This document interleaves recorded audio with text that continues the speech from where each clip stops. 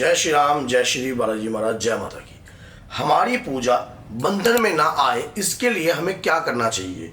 जैसे कई लोग हमारी पूजा को बांधने की कोशिश करते हैं और हमारी पूजा कभी भी बंधन में ना आए। और अगर कोई व्यक्ति बांधता है तो किस प्रकार से बांध सकता है। हम तो हनुमान जी की पूजा कर रहे हैं, क्या वाकई में हमारी पूजा भी बंधन में आ जाती है? अगर बंधन में आ जाती है तो उसके बावजूद हमें क्या काम करना चाहिए जिससे सामने वाला व्यक्ति की मंशा पूरी ना हो सके और हमारी पूजा को कोई कभी भी भविष्य में बांध ना सके। आज की वीडियो बहुत ज़्यादा इंटरेस्टिंग है, बहुत ज़्यादा लाभवर्धक है आपके लिए। अगर वीडियो के एंड तक आप बने रहोगे तभी जाकर ये वीडियो आपको समझ में आएगी।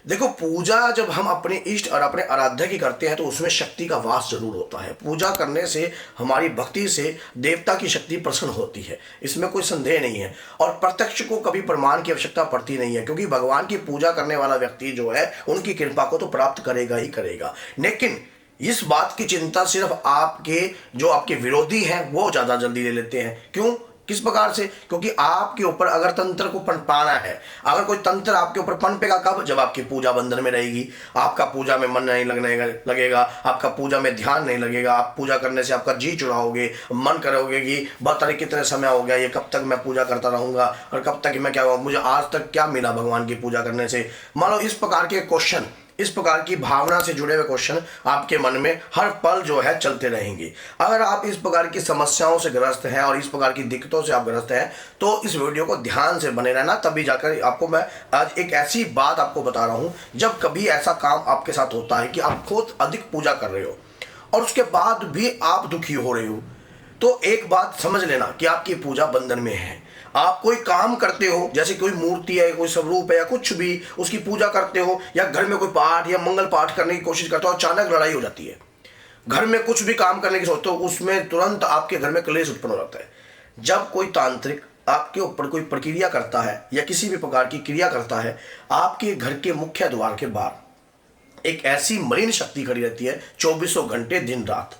जिस प्रकार से आप घर में कोई भी अगर देवता के प्रति प्रसाद, भोग, कुछ भी अगर आप अर्पण करने की सोचते हो या करने की कोशिश भी करते हो तो वो शक्ति मलिनता फैला देती है। अपनी मलिनता के कारण आपके पूजा पाठ में जो है विघ्न होता है। जैसे आप पूजा करने लग गए, आपकी पत्नी के शरीर पर बैठकर आपको उल्टा गाली गलौज या कुछ भी गलत प्रकार की बातें आपके प्रति जुड़वा देगी, जिससे आपका पूजा में ध्यान नहीं लगता। फिर आप चिड़चिड़े हो जाते हो और फिर पूजा को आप बीच में ही छोड़ना पसंद करते हो। फिर कई बार तो ऐसा होता है कि आपको मन करता है कि मैं अपनी पत्नी को ही पीट दूं, या पति ऐसा काम करता है, पत्नी अगर पूजा करती है तो घर में वो व्यक्ति जो गंदी ओपड़ियां हैं, जो गंदी चीजें हैं, जो कुपित वायु है, वो घर में पूजा ये किसी प्रकार से ना कर पाए, ऐसी प्रकार की प्रक्रिया जो है आपके ऊपर करी जाती है। और ताकि वो घर में आप पूजा कर ले तो फिर उनकी एक नहीं चलनी।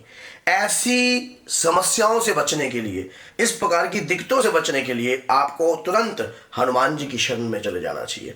पहली बात, एक तो वो देवता किसी बंधन में नहीं आते। दूसरी बात, उनका पाठ विद्या भी कोई बंधन में नहीं आती है। अब एक ऐसा पाठ है जो कभी बंधन में नहीं आता है।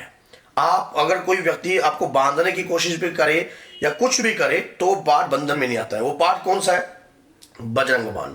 आपने बजरंग बाण को शायद पढ़ने में थोड़ी सी आपको कमी रह गई होगी अगर सही ढंग से नहीं पढ़ा तो। बजरंग बाण के शुरू में आप देखो, जय हनुमंत संत हितकारी, सुन लीजिए प्रभु अर्ज हमारी, जन के काज विलंब न कीजिए, आतुर दोही महासुख दीजिए। हे प्रभु, आप तो संतों के हित करने वाले हो और किसी भी प्रकार के कार्यों में विलंब नहीं करते हो, और मेरे तो कार्यों में मंगलता क्यों नहीं ला रहे प्रभु, मेरे कार्यों में मंगलता लाइए। अब इस पाठ में अगर आप आगे आगे बढ़ते जाओगे ना तो इस पाठ में आप ये सुनना, अक्षय कुमार को मुग्धर मारा था हनुमान जी ने, और उसी समय जो अक्षय कुमार जो है चित खत्म, और मेघनाथ ने बंधन किया लेकिन राम नाम से उन्होंने बंधन को भी तोड़ दिया। तो किसी भी प्रकार की शक्तियों के बंधन में ये पाठ नहीं आता है। अगर बजरंग बाण का पाठ आप ऊंचे स्वर में अपने घर में करते हो तो आपकी पूजा कभी भी बंधन में नहीं आ सकती। लेकिन शर्त बाकायदा ये है, बजरंग बाण करने वाला व्यक्ति क्रोध में पाठ को करे।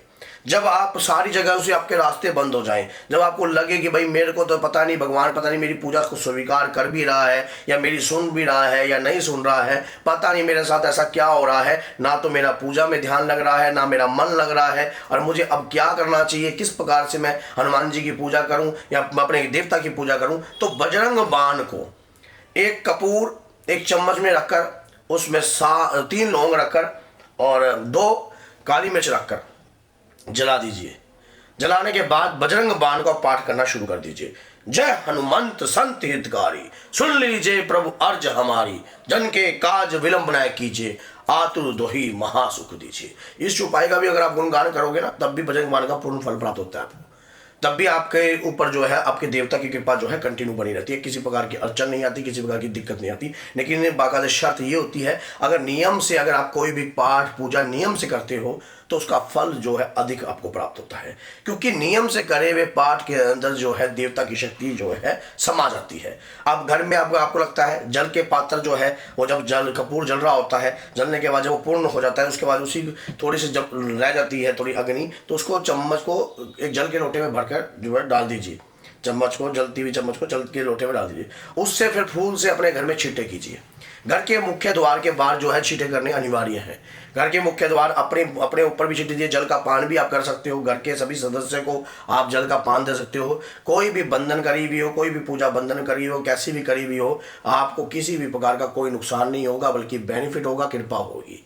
इस बात को अगर आप दिल से समझोगे तो बहुत बुरी बात है, नहीं समझोगे तो ये भी आपके ऊपर बात है, क्योंकि सबसे बड़ी बात कोई भी काम करा जाता है तो दिल से किया जाता है, दिमाग से नहीं। और ये बात सच्चाई है कि अगर आप दिल से इस कार्य को कर रहे हो, आपके ऊपर आपके देवता की सवारी आएगी। और जिस व्यक्ति ने आपके ऊपर बंधन करने की कोशिश भी करी है, उसका कोई ना कोई हित जरूर होगा, या कुछ लालच होगा, या वो पता नहीं आपसे चाहता क्या है, कौन सा धन अर्जित करना चाहता है, किस प्रकार की प्रक्रिया चाहता है। इस प्रकार की चीज़ों से बचने के लिए जो है आपको बजरंग बाण का पाठ जो है अपने घर में कंटिन्यू करना चाहिए। बजरंग बाण का पाठ जो है बहुत ही ज़्यादा लाभकारी होता है।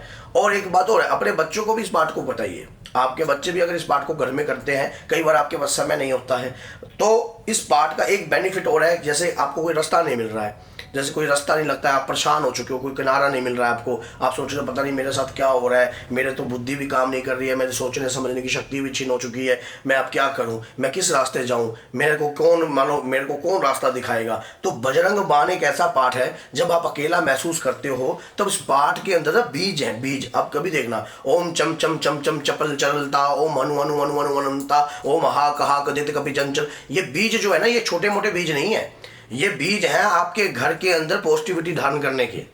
आपके घर के अंदर जब हम बजरंग बाण का पाठ करते हो, ऊंचे स्वर में करते हो, तो ये बीज जो है आपके घर में ऊर्जा उत्पन्न करते हैं। और जब आप ऊंचे स्वर में करते हो तो जो भूत प्रेत डाकनी शाकनी कुछ भी है, चुड़ैल मसान या कुछ भी है जो आपको तंग कर रहा है, या चौकी चोरी है किसी की भी करी हो, कोई भी काम किया हो, रुकेगा नहीं, तत्काल जो है खंड होएगा उसका। अगर वीडियो अच्छी लगती है तो लाइक कीजिए, चैनल को सब्सक्राइब कीजिए। और अगर आप तब भी परेशान और आपको रास्ता नहीं मिल रहा, तो अभी नवरात्रि का भी दरबार चल रहा है और आप हमारे से संपर्क भी साध सकते हो, बात कर सकते हो, नंबर चैनल पर दिया हुआ है, हमारे माध्यम से भी संकट का निवारण करवा सकते हो। तो बोलिए जय सीताराम, जय माता दी।